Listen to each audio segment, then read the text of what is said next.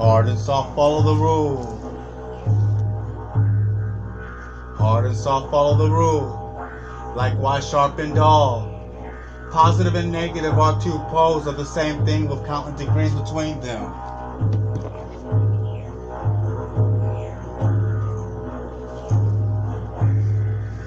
Positive and negative are two poles of the same thing with countless degrees between them. Good and bad are not absolute. We call one end of the scale good, and we call one other scale bad, or one end good and the other evil, according to the use of the terms. A thing is less good than a thing higher in the scale, but that less thing, good thing in turn is more good than the thing next below it, and so on, and more or less, being regulated by the position on the scale. And so it is on the mental plane. Love and hate are generally regarded as being things diametrically opposed to each other, entirely different, unreconcilable. But we apply the principle of polarity. We find that there is no such thing as absolute love or absolute hate as distinguished from each other. The two are merely terms applied to two poles of the same thing. Beginning at a point of the scale, we find more love or less hate as we ascend the scale, or more hate and less love as we descend, this being true, no matter from what point, high or low, we may start. There are degrees of love and hate, and there is a middle point where we like or dislike becomes so faint that it's difficult to distinguish between them. Courage and fear come under the same rule. The pairs of opposites exist everywhere. Where you find one thing, you find its opposite, the two poles. And if it were a fact, this enables a hermetist to transmute one mental state into another along the lines of polarization. Things belonging to different classes cannot be transmuted into each other, but things of the same class may be changed, that is, may have the polarity changed. Thus, love never becomes east or west, or red or violet, but in the end often does turn into hate, and likewise hate may be transmuted into love by changing its polarity. Courage may be transmuted into fear, and the reverse. Hard things may be rendered soft, dull things become sharp, hot things become cold, and so on. The transmutation always between things of the same kind, of different degrees. Take the case of the fearful man.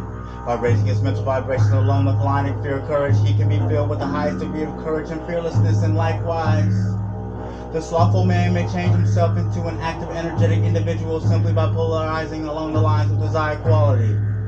The student is familiar with the processes by which the various schools of mental sciences, etc., produce the changes of the mental states of the following. Their teachings may not readily understand the principle underlying many of these changes.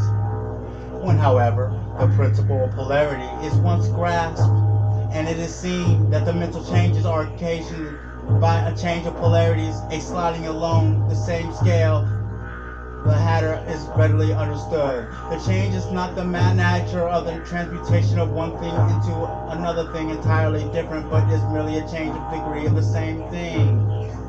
A vastly important difference. For instance, borrowing an analogy from the physical plane, it is impossible to change heat into sharpness, loudness, highness, etc., but heat may be readily transmuted to cold simply by lowering the vibration. And the same hate and love are mutually transmutable, so are fear and courage. But fear cannot be transmuted into love, nor courage be transmuted into hate. The mental states belong to innumerable classes, each class with its own opposite poles, along with transmutation is possible. The student will readily recognize that in the mental states as well as the phenomena of the physical plane, the two poles may be classified as positive and negative, respectively. Thus, love is positive. Hate. Thus, love is positive to hate, courage to fear, activity to non-activity, etc., etc. And it will also be noticed that even to those unfamiliar with the principle of vibration, the principle of polarity seems to be a higher degree than the negative. And it may be noticed even those unfamiliar with the principle of vibration, the positive pole seems to be higher than the negative and readily dominates it. The tendency of nature is in the direction of the dominant activity of the positive pole. In addition to the changing of the poles of one's own mental states by operation of this art of polarization, the phenomena of mental influence in its manifold phases shows us that the principle may be extended so as to embrace the phenomenon of influence of one mind over another, of that which so much is written and taught of late years. When it is understood that mental induction is possible, that is, the mental states can be produced by induction from others, then we can readily see how certain rate of vibration or polarity in certain mental states may be communicated to another person, and its polarity in its class mental states thus change. It is along this principle that the results may be of the many mental treatments are obtained. For instance, a person is blue, melancholy, and full of fear.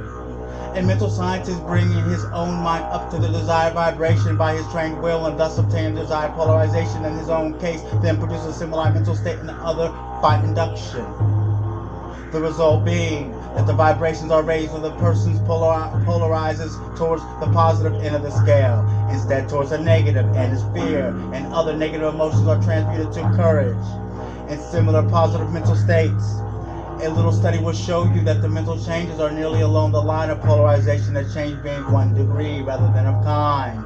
A knowledge of the existence of this great hermetic principle will enable the student to better understand his own mental states and those of other people. He will see that these states are all matters of degree, and that seeing thus he will be able to raise and lower the vibration at will, to change his mental poles, and thus be a master of his mental states instead of being a servant and their slave. And by his knowledge he will be able to aid his fellow intelligence by the appropriate methods change the polarity when in the same desirable. We advise all students to familiarize themselves with the principle of polarity, for the correct understanding of it is the same will throw light into many difficult subjects.